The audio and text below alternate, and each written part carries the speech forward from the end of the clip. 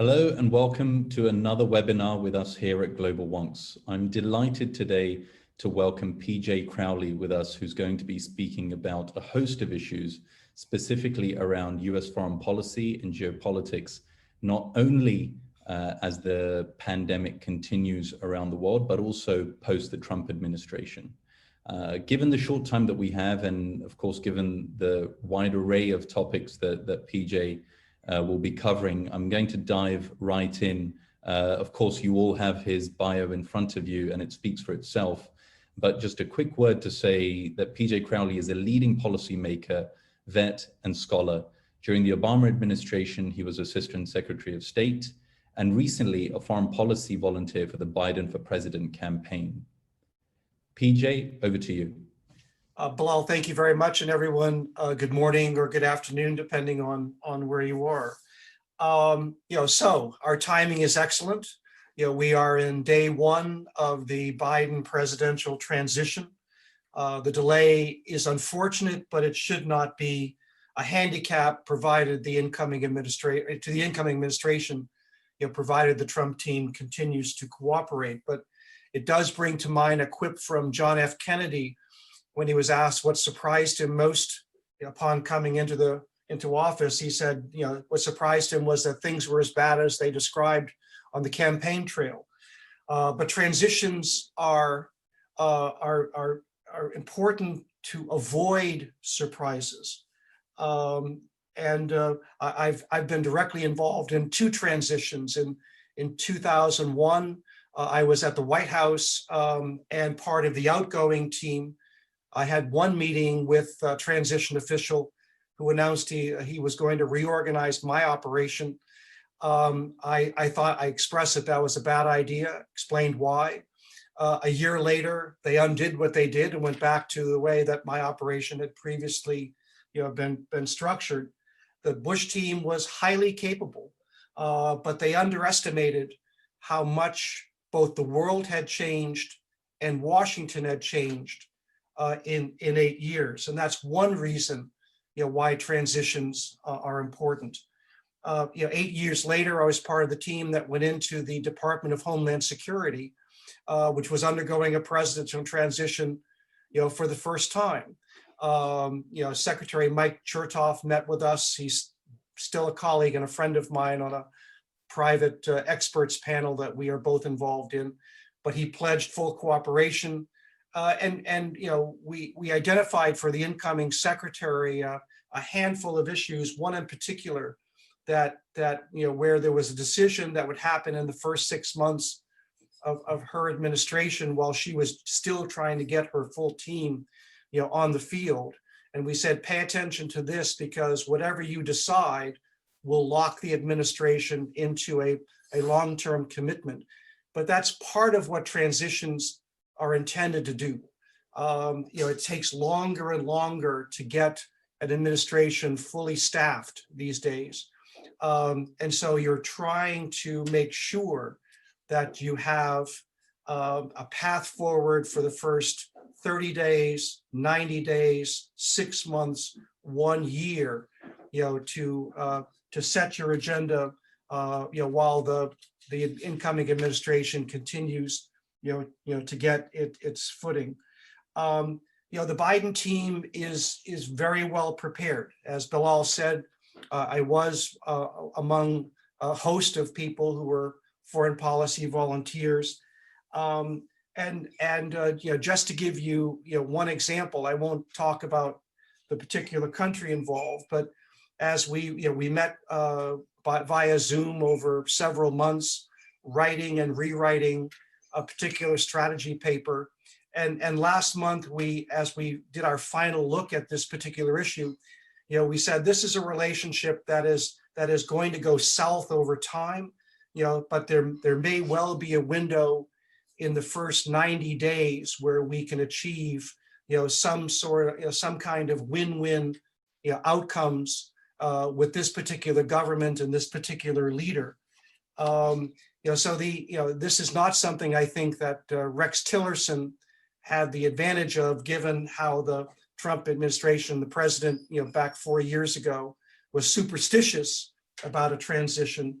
but Jake Sullivan, Tony Blinken, Linda Thomas Greenfield, and others will have a solid foundation that they will carry into their early discussions with the Trump team and into their first weeks and months in office. I wrote a piece yesterday for the BBC where I said this will not be a team of rivals.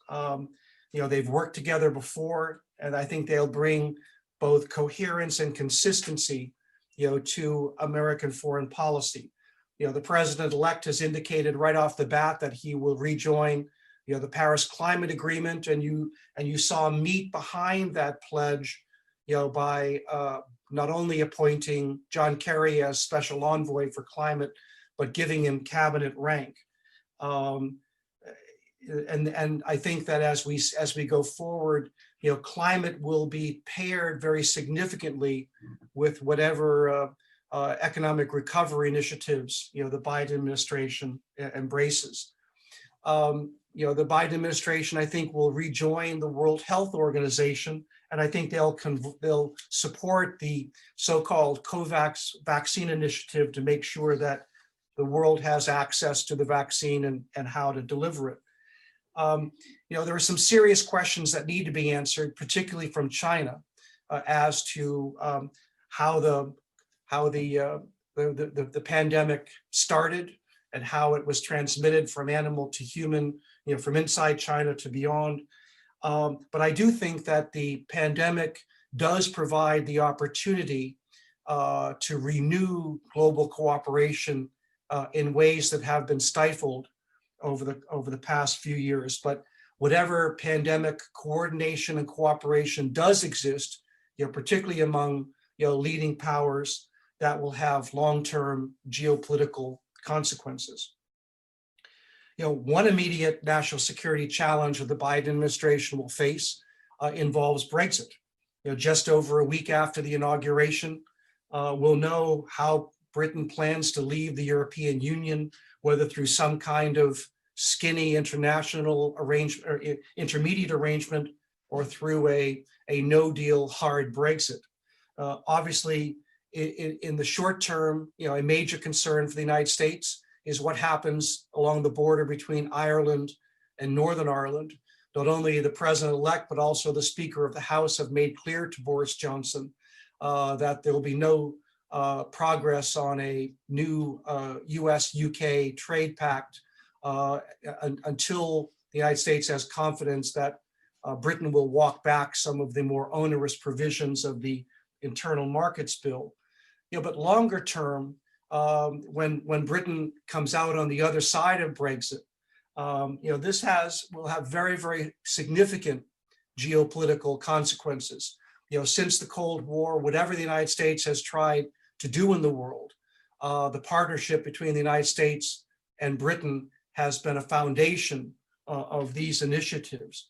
Given all the costs associated with Brexit, will the UK maintain the same political, military, and economic capacity that it had when it was a key player in the European Union? That's going to be significant as we confront a resurgent China and a revanchist Russia. Obviously, speaking of China, this is probably the most significant geopolitical change over the past 4 years. We have struggled for a long time as to how to describe the relationship between the United States and China. It remains the most important bilateral relationship in the world. When I was part of the Clinton administration, President Clinton described this as a strategic partnership. During the Bush administration, the president called it a strategic competition. Both of those terms, continue to apply. Robert Zoellick famously, hoped that China would become a responsible stakeholder. I think coming into the Biden administration, there is a growing skepticism about how much this relationship can achieve.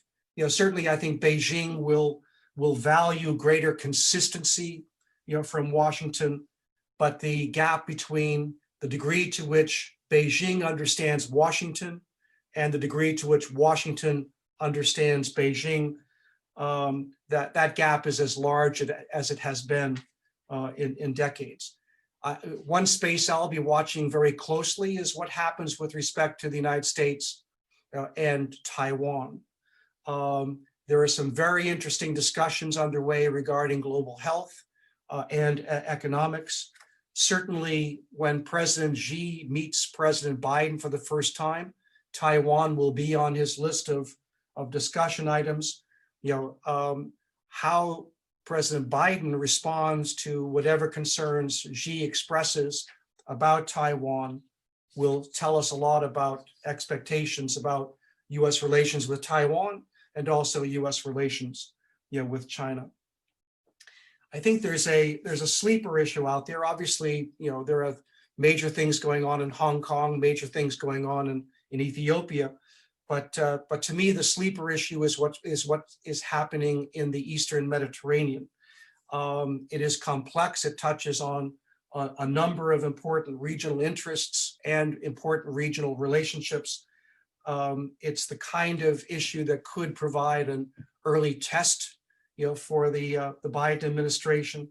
Obviously, a goal coming in, would be to try to demilitarize the question of energy exploration in the Eastern, Mediterranean, and of course, a wild card in this is what kind of relationship the United States under President Biden, will build with Turkey under President Erdogan.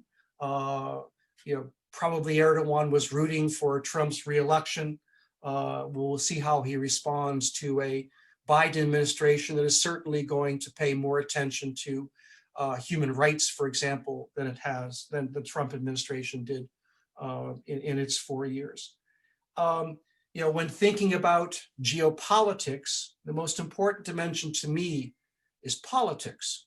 I continue to believe that the United States is the most powerful country in the world in terms of military power, economic power, but power has limits. And at home, as the election tells us, we are deeply divided, and foreign policy has become more partisan.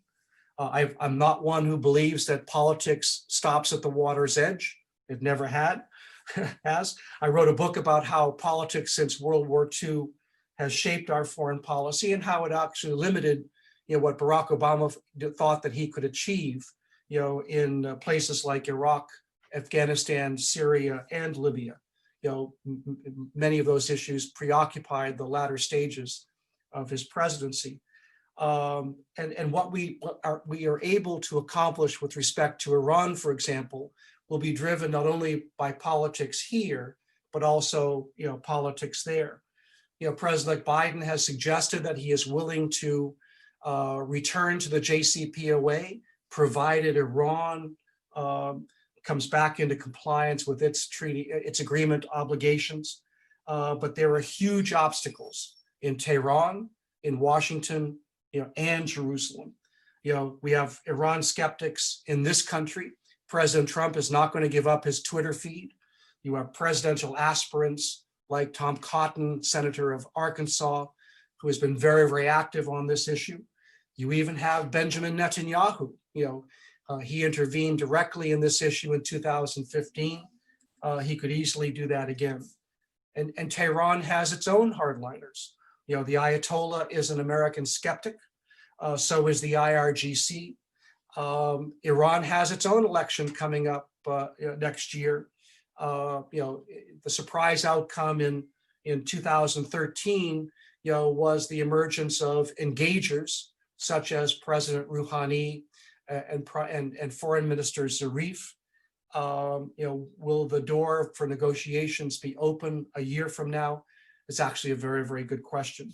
To me, on this issue, the status quo will continue, for some time. Movement back to the JCPOA or a new negotiation, will be difficult, even if, there is desire on both sides to try to achieve it. Let me stop there, Bilal, and we can go into questions.